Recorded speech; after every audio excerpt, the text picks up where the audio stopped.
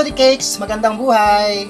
Kumusta? Welcome to Allen Bagilat TV at kung bago ka sa channel na ito ay maaaring pakiclick ang subscribe button at ang notification bell para ma-notify kayo sa ating video uploads. For today's video mga Lodi Cakes ay tayo po ay mag-ripat ng ating mga bougainvillea. So itong mga bougainvillea na to ay kailangan na natin silang iripat sa mas malaking paso para mas lalo silang uusbong. Kaya kung napapansin nyo ito, ayan, so medyo matamlay siya at nung chinek ko yung kanyang lupa ay okay pa naman. So nung chinek ko sa ilalim, ayan yung mga ugat niya is nagsisilabasan na sila dito. So kailangan natin ilipat sila sa mas malaking paso. So ang gagamitin kong paso ay itong timba. Medyo marami tayong ilipat ngayon. Ayan, so let's go guys. Let's start. Ayan. So ito, timba. Ang paglipat po dito ay ganyan. Lagyan natin dito muna. Ayan.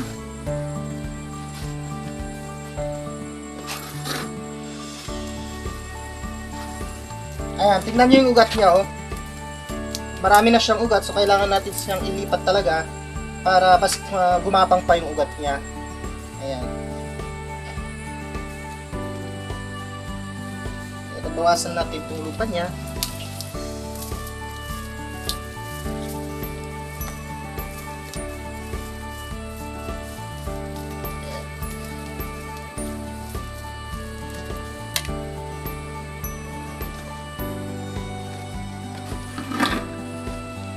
Tsaka natin lagyan ng lupa.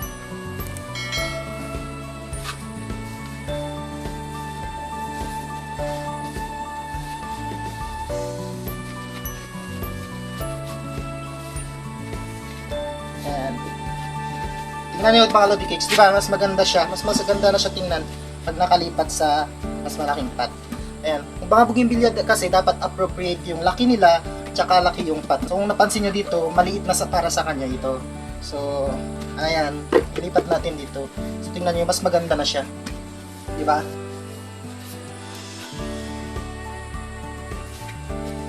Ayan.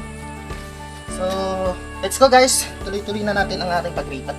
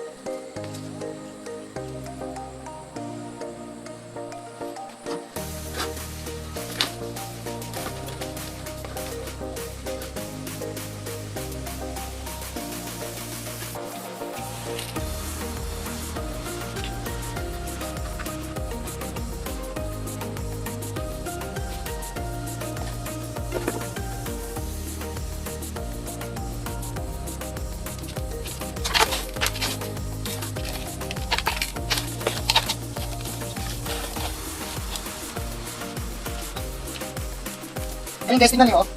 Mapapansin mo yung mga puti-puti na yan, oh. Yung mga puti-puti. Yan po yung mga fungus yan. So, kailangan natin tanggalan yung lupa. Yan o. Mga puti-puti. Mga fungus po yan.